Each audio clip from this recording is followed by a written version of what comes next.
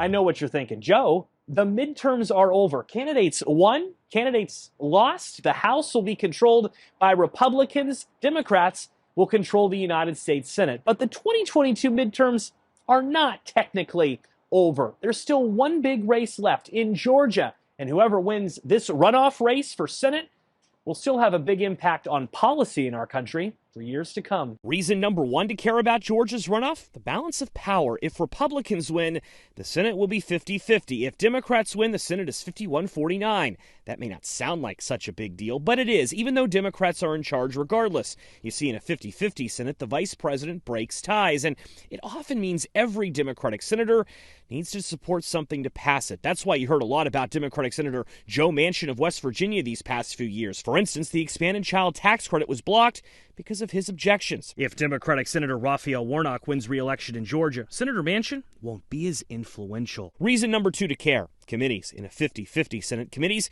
must share power. If Democrats win in Georgia, they'll be in charge of all committees completely, which means more power to investigate whatever they want. If Republicans win, they'll get a say on what investigations or hearings take place. Reason number three, the courts. When a Supreme Court vacancy opened up last year, President Biden was able to get his pick confirmed in a divided Senate, but it was not easy. A Republican victory in Georgia would make it easier for Republicans to potentially block President Biden's nominees in the judicial system.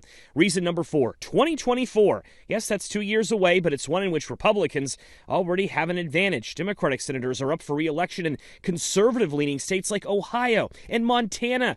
Whoever wins in Georgia will serve for 6 years, impacting the balance of power for years to come. And finally, reason number five. Former President Donald Trump, the Republican candidate in Georgia, Walker, was endorsed by Mr. Trump in the primary. A win will give the former president momentum as he begins his latest presidential campaign. A loss could hurt his political ambitions. In Washington, I'm Joe St. George.